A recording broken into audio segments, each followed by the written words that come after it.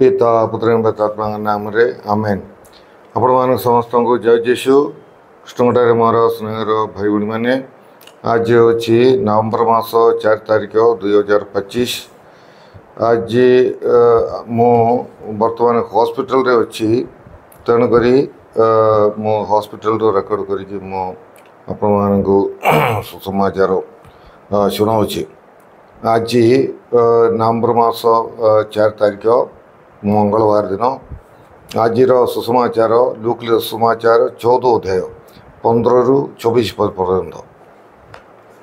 यह शुणी जीशुंकर सहित भोजन रे बसिथिबा जड़े व्यक्ति तांको कहले, जो व्यक्ति ईश्वर राज्य रे भोजन करिबो से धन्य। जीशु तांको कहले, जड़े व्यक्ति एक बड़ भोजीर आयोजन कले और एथिरे अनेकों को निमंत्रण कले। भोजन समय हेबारु से तांकर निमंत्रित व्यक्ति मान निकट को तांकर दास मान को यह कहवाई पठाइले, आसंतु सबकि प्रस्तुत हेलानी, किंतु सेमाने समस्ते विभिन्न आल देखाइबाकू लगिले। प्रथम जनक कहले, मु खेतटीए किणिची एणु ताकू देखापी जीवी, दयाकोरी मते क्षमा दियंतु। आउ जने कहला, मु एबे 5 हल बलद किणिची सेमानकू देखिबाकू जाउची, दयाकोरी मते छाड़ी दियंतु। आउ अन्य जने कहला, मु निकटरे विवाह करची एणु जाई पारिबी नाही। दासटी फेरी आसी मुनिबंकू ताहा जणाइला। तैरे गृहकर्ता रागी जाई दास को आदेश देले, शीघ्र जाई सहरर दांड और गली कंदरीरू दरिद्र विकलांग अंत और कंच लोक मानू एटाकू नहीं आस।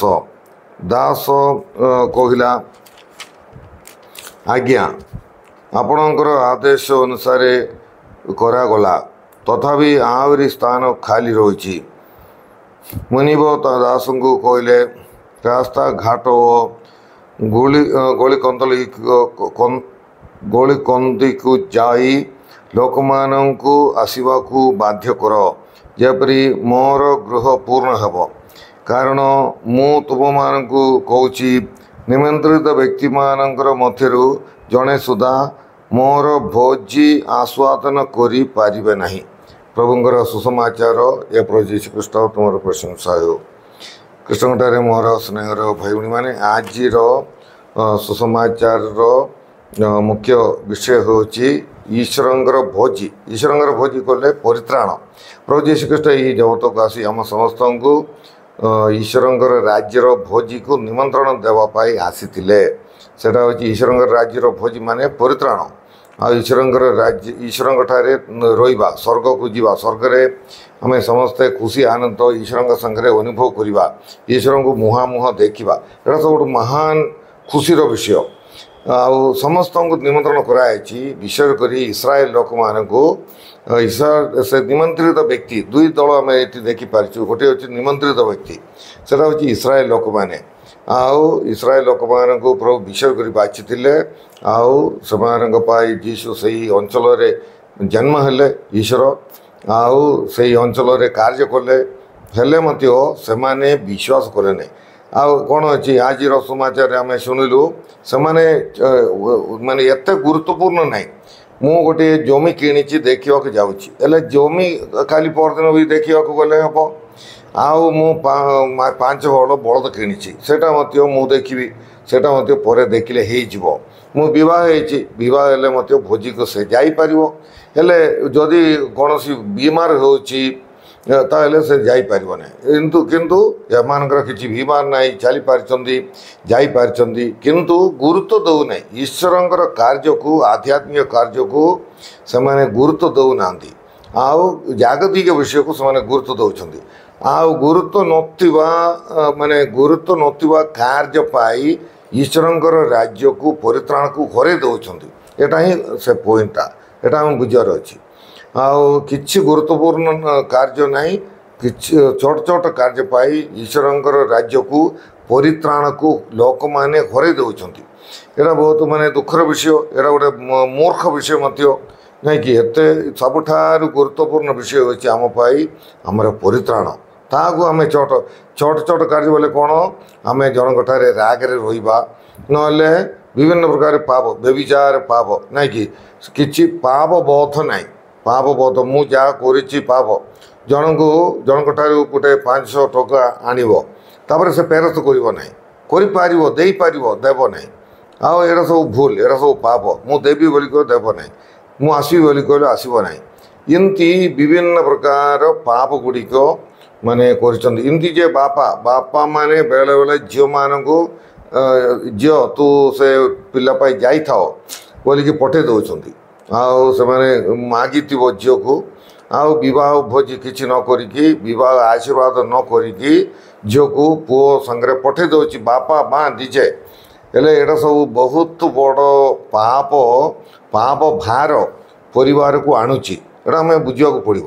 ଏବେ ଦେଖ ସାଧୁ ପାଉଳଙ୍କର ଚାଦର ରୁମାଲ ସବୁ, ସେ ସାଧୁ ପାଉଳ ଜୀବିତ ସମୟରେ ସେ ରୁମାଲ ସବୁ ରୋଗୀମାନଙ୍କର ଉପରେ ନେଇକି ରଖିବାର ସେମାନେ, ତାପରେ ସେମାନେ ସୁସ୍ଥ ହେଉଥିଲେ। କାରଣ ସାଧୁ ପାଉଳ ସବୁଆଡ଼େ ଯାଇପାରୁନଥିଲେ। ତେଣୁକରି ଏଇ ସାଧୁ ପାଉଳ ଯେଉଁ ସୁସମାଚାର ପ୍ରଚାର କରୁଥିଲେ, ତାର ପ୍ରଭାବ ତାଙ୍କର ରୁମାଲରେ ଡ୍ରେସ୍ରେ ମଧ୍ୟ ତାର ପ୍ରଭାବ ପଡ଼ୁଥିଲା। ତେଣୁକରି ଆମ ଘରେ ଯେଉଁ ପାପ ଗୁଡ଼ିକ ମାନେ ଭଲ କାର୍ଯ୍ୟର ପ୍ରଭାବ ଯଦି ଜିନିଷ ଉପରେ ପଡ଼ିବ, ତାହେଲେ ଖରାପ ବିଷୟର ଆମ ଘରେ କହିଥିବା ମନ୍ଦ କଥା, ନହେଲେ ତୁମର ବିଲ ବାଡ଼ରେ ଥାଇକି ତୁମେ କହିଥିବା ମନ୍ଦ କଥା, ମିଛ ମିଥ୍ୟା ଗାଳି ବିରୋଧ କଥା, ଏହାର ପ୍ରଭାବ ମଧ୍ୟ ତୁମର ବିଲ ବାଡ଼ରେ ଧାନରେ ଆଉ ତୁମର ବାଡ଼ରେ ଯାହା ଲଗେଇଛି ତୁମ ଘରେ ସେଇଟା ପଡ଼ିବ। ତେଣୁକରି କ'ଣ ହେବ, ପିଶାଚ ଆମ ଘରେ ରାଜତ୍ୱ କରିବ। ଏଇଟା ପିଶାଚଙ୍କୁ ଆକା ଆମେ ସେବା କରିଛୁ, କାରଣ ପିଶାଚର କଥା ଆକା ଆମେ କହୁଛୁ ମନ୍ଦ କଥା, ଆଉ ସେଇଟା ମିଛ ମିଥ୍ୟା ନାଇଁକି। ଜହନ 10:10ରେ କୁହାଯାଇଛି ଶୈତାନ ଅଛନ୍ତି ମିଥ୍ୟାବାଦୀ, ସେ ଆମକୁ ଧ୍ୱଂସ କରିବା ପାଇଁ ଆସେ। ତେଣୁକରି ସତର୍କରେ କଥାବାର୍ତ୍ତା କରିବା, ପବିତ୍ର କଥାବାର୍ତ୍ତା କରିବା, ଆଉ ପବିତ୍ର କାର୍ଯ୍ୟ ଗୁଡ଼ିକ ଆମେ ଆମ ଘରେ କରିବା ପାଇଁ ଆମେ ଚେଷ୍ଟା କରିବା। ବିବାହ ନ ହେଇକି ଜଣେ ଗୋଟେ ଘରେ ରହିଛି ମାନେ ସେ କେମିତି ଈଶ୍ୱରଙ୍କର ଅନୁଗ୍ରହ ସେ ଘରକୁ ଆସିବ? ଶୈତାନ ଏକା ସେଠି ରାଜତ୍ୱ କରିବ।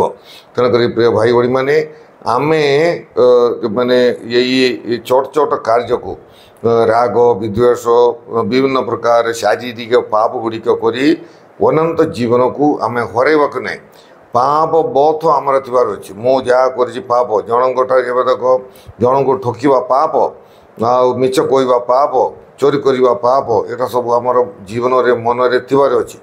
ତାପରେ ଆମେ ପବିତ୍ର ଜୀବନଯାପନ କରିବା ପାଇଁ ଏସବୁ ପାପ ମୁଁ କରିବି ନାହିଁ, ଗୋଟେ ଛୋଟ ପାପ ମଧ୍ୟ ମୁଁ କରିବି ନାହିଁ, ଏ ପ୍ରକାର ଗୋଟେ ମନୋଭାବ ଆମ୍ଭମାନଙ୍କର ଥିବାର ଅଛି। ଆଉ ତାହେଲେ ଈଶ୍ୱରଙ୍କର ଅନୁଗ୍ରହ ଆମେ ପାଇପାରିବା। ଆଉ ଅନନ୍ତ ଜୀବନକୁ ଲକ୍ଷ୍ୟ କରି ଆମେ ଜୀବନଯାପନ କରିବା ପାଇଁ ଆମେ ଚେଷ୍ଟା କରିବା। ଆମେ ଯାହା କିଛି ଆମେ କରୁଛୁ ଅନନ୍ତ ଜୀବନକୁ ଲକ୍ଷ୍ୟ କରି ଆମେ କରିବା ପାଇଁ ଆମେ ଚେଷ୍ଟା କରିବା।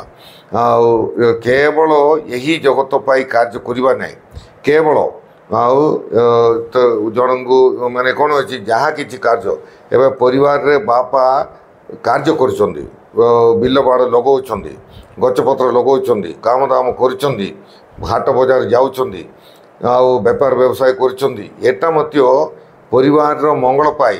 ଆଉ ଏହି ଜଣେ ବାପା ତାଙ୍କର ବେପାର ବ୍ୟବସାୟ କରି ଚାଷବାସ କରି ହିଁ ସେ ସ୍ୱର୍ଗ ପାଇବ। ତେଣୁକରି ସଚେତ ଭାବରେ ମଦ ନ ପିଇକି ମାନେ ବିଶ୍ୱସ୍ତ ଭାବରେ ତାଙ୍କର କାମ ଦାମ କରିକି ସେ ଅନନ୍ତ ଜୀବନ ପାଇବ। ରନ୍ଧା ଘରେ ରାନ୍ଧିଥିବା ମା' ସେ ବିଶ୍ୱସ୍ତ ଭାବରେ ରାନ୍ଧିକି କାମ କରି ସେ ପିଲାମାନଙ୍କୁ ପାଳନ କରି ଦେଖାଛା କରିକି ସେ ପରିତ୍ରାଣ ପାଇବ, ଆଉ କିଛି ନାହିଁ। ଏଇଟା ହିଁ ତାଙ୍କର। ତାପରେ ପ୍ରଭୁଙ୍କଠାରେ ନିର୍ଭର ରହିବ।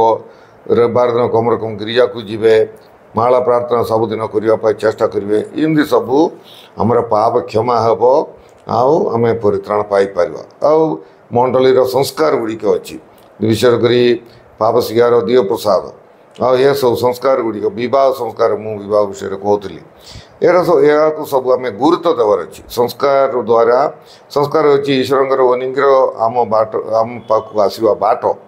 ଆଉ ତେଣୁକରି ସଂସ୍କାର ଗୁଡ଼ିକ ପାଇଁ ମଧ୍ୟ ଆମେ ଗୁରୁତ୍ୱ ଦେବା। ସଂସ୍କାରକୁ ଗୁରୁତ୍ୱ ଦେବା ଈଶ୍ୱରଙ୍କୁ ଗୁରୁତ୍ୱ ଦେବା ସମାନ।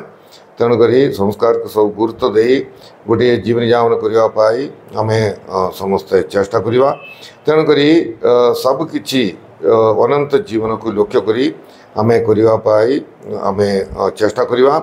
ଈଶ୍ୱର ଆମ ସମସ୍ତଙ୍କୁ ଡାକିଛନ୍ତି ଈଶ୍ୱରଙ୍କୁ ଗୁରୁତ୍ୱ ଦେବା ଆଉ ତାଙ୍କର ଭୋଜିକୁ ତାଙ୍କର ସେଇ ଅନନ୍ତ ଜୀବନକୁ ଆମେ ଗୁରୁତ୍ୱ ଦେଇକି ଜୀବନଯାପନ କରିବା ପାଇଁ ଆମେ ସମସ୍ତେ ଚେଷ୍ଟା କରିବା।